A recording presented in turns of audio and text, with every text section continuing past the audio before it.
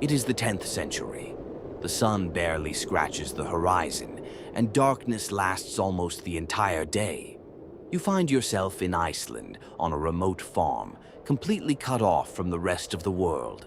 Everyone else is already asleep. You are sitting alone by the dying fire, where the last sparks conjure up terrifying shapes. Outside, a blizzard is raging, a storm you wouldn't survive in for even 10 minutes. Suddenly, the wind dies down. Just for a brief moment, a heavy, unnatural silence falls, and then you hear footsteps. Heavy, clumsy, thudding footsteps. It sounds as if a massive, swollen mountain of flesh is dragging itself outside. But the sound isn't creeping around the house. It's coming from above. Someone, or rather, something, is walking directly on the roof of your house. The wooden beams begin to crack under the immense weight, and then something starts pounding furiously on the roof as if it wants to tear its way inside.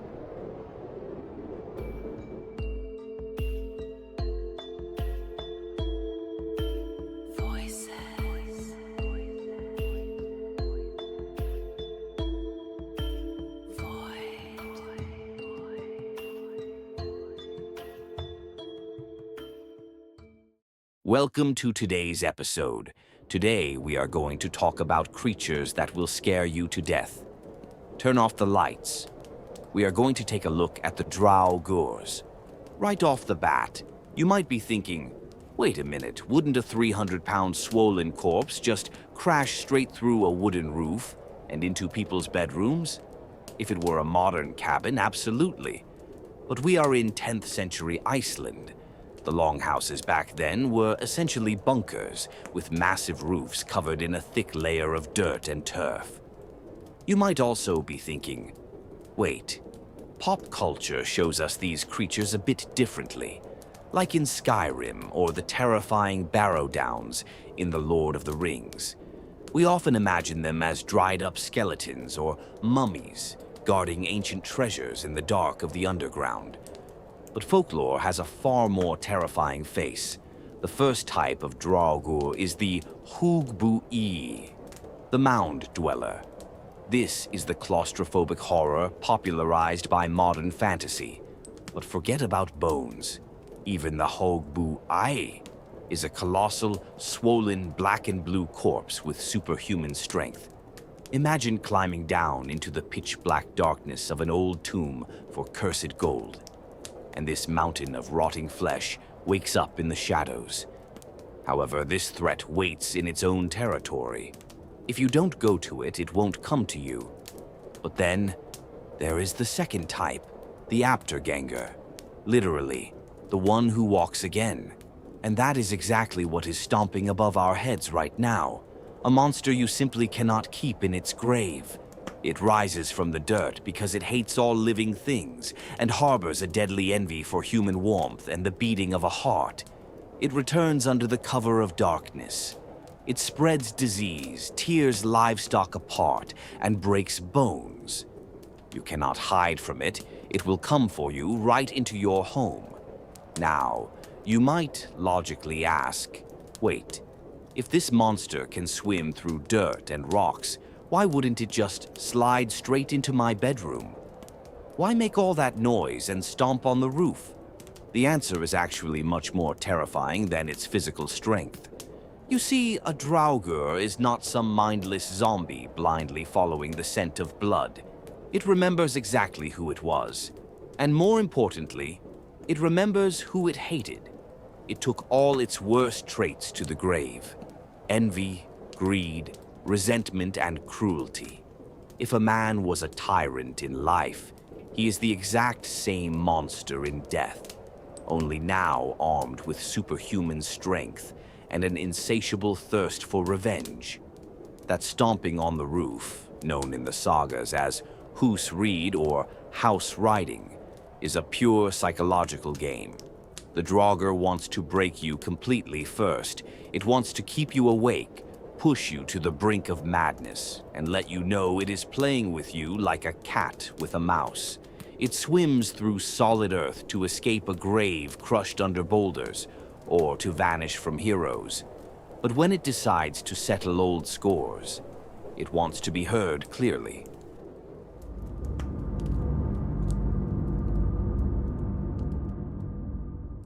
When we look beneath the surface of the myth, we find that the Draugr did not emerge in a vacuum.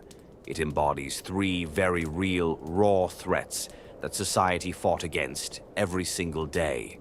This is brilliantly explored by scholar Hilda Ellis Davidson in her book, The Road to Hell, which is essentially the Bible for Norse concepts of death. The first threat is the fear of freezing, darkness, and isolation. Winter in the north was not just a season, it was a physical enemy. Imagine being cut off from the world on a single farm for months on end. The darkness is nearly absolute, and the freezing cold outside can kill you. The Draugr is the very personification of this relentless winter. It is heavy, freezing. It steals your light, it steals your warmth, and it literally drains your life energy. Just like an endless, inescapable icy night. The second threat is toxic individualism and greed. Icelandic historian Ármann Jakobsson examined this deeply in his work, The Troll Inside You. He shows that in the harsh north, you simply could not survive without a community. You had to share food and work together. The moment someone became a greedy, self-centered tyrant, they endangered the entire village. And that is exactly the type of person who became a Draugr after death.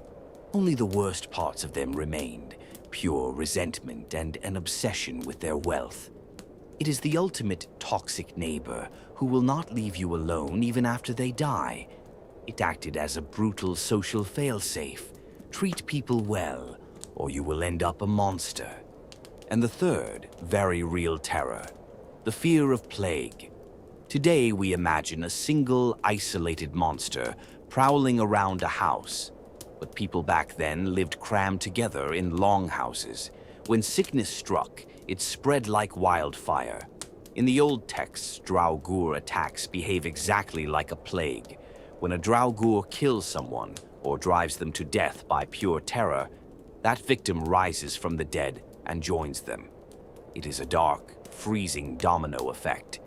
The materialized fear of epidemics that could wipe out and destroy entire bloodlines in a single cruel winter. So how does this nightmare choose its victims? That is the most terrifying part. A Draugr does not wander the snowy landscape aimlessly, hunting for a random traveler. It goes straight to the source. It has a personal list, and it returns exactly to the places it knew in life. And if we think about it, it is a completely rational, understandable fear. The fear that our own actions and old wrongs will catch up to us. The Draugr comes for its own family, who might be arguing over his inheritance with a guilty conscience. It comes for the neighbors he had bad blood with for years over property lines. It attacks the new shepherd who dared to take over his flock. This is no blind, natural disaster. It is materialized, highly personal vengeance. You cannot avoid it, because this monster knows exactly who you are, and it knows exactly where you sleep. And how terrifying did such a return look in practice? The Saga of Gret Tyr shows us this without any mercy. Specifically, the story of a man named Glamur, a dark-natured stranger hired by an isolated farm to herd sheep for the winter. Because it was a job that the locals, for very good reasons, refused to do.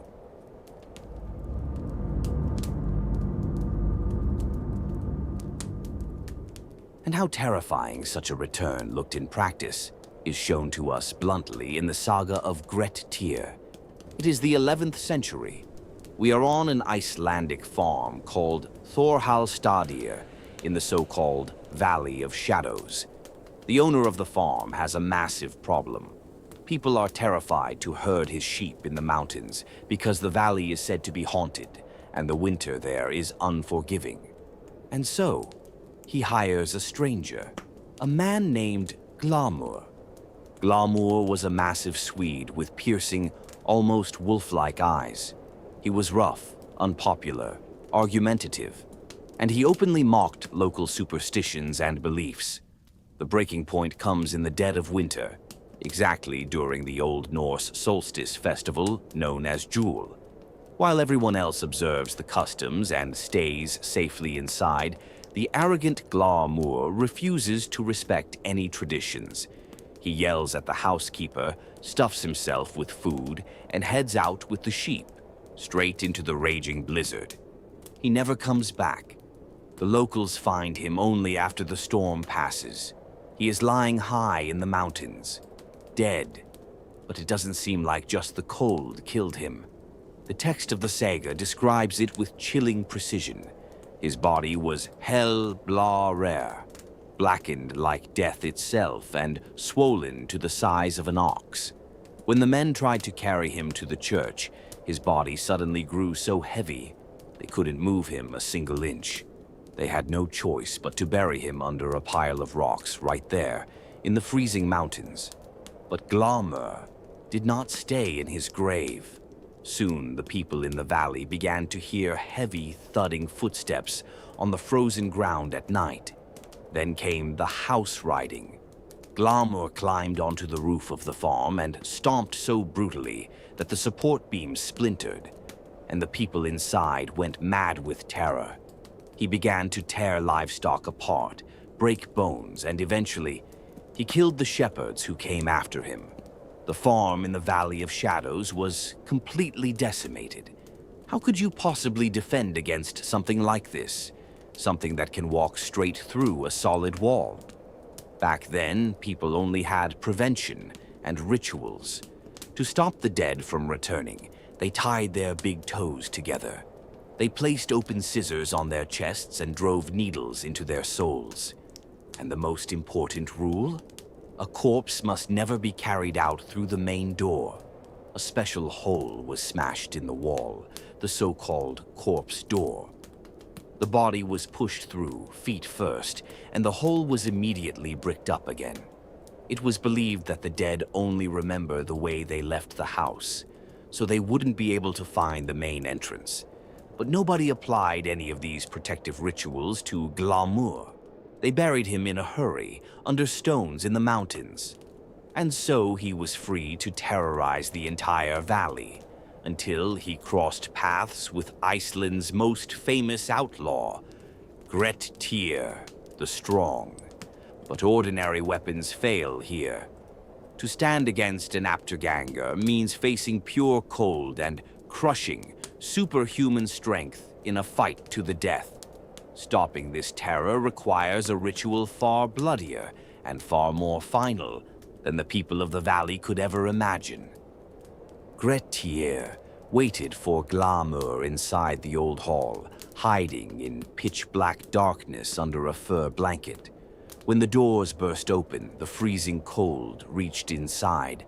A colossal figure squeezed into the hall, its head scraping the ceiling. When Glamour reached for the blanket, Grettir lunged and began the most brutal fight recorded in the Norse sagas. Forget elegant swordplay. This was a life-or-death brawl with a swollen, freezing corpse. Benches shattered, support beams snapped. Glamour possessed inhuman strength, dragging Grettir out into the blizzard to tear him apart. At the last second, Grettir braced his feet against the threshold, and when Glamour pulled with all his might, Grettir suddenly let go. The colossal Draugr fell backward, crashing into the snow with Grettir on top of him.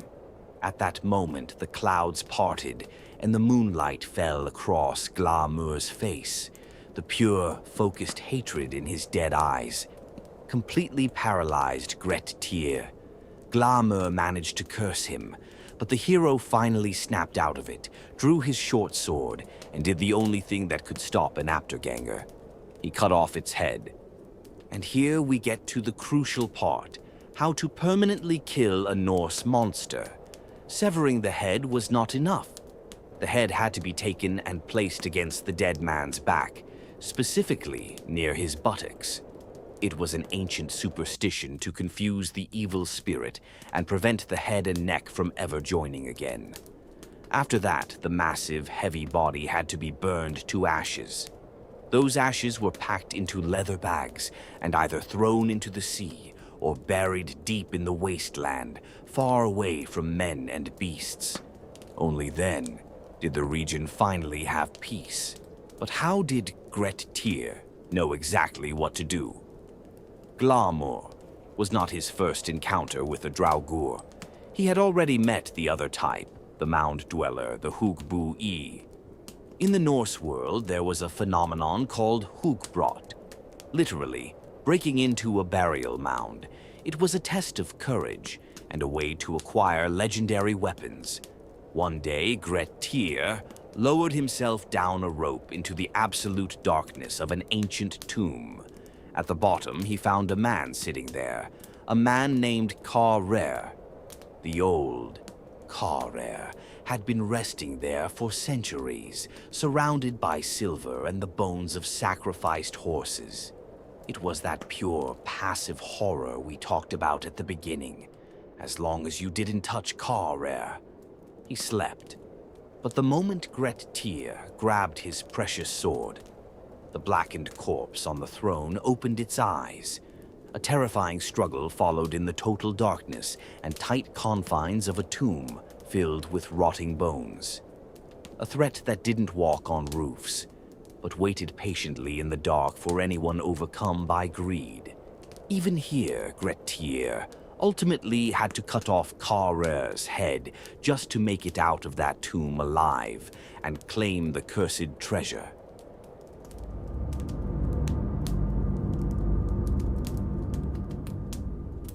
And that is what makes the Draugr so fascinating. Whether it's an ancient terror creeping through a dark tomb, or an unstoppable monster tearing down the roof over your head in a raging blizzard. These are not just empty ghost stories. They are imprints of the deepest fears the people of that time knew.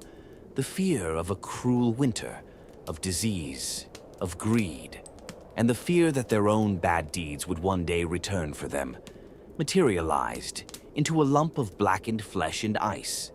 So, keep that in mind the next time the wind starts blowing outside and you hear thudding sounds above your head. I wish you a peaceful and, above all, safe night.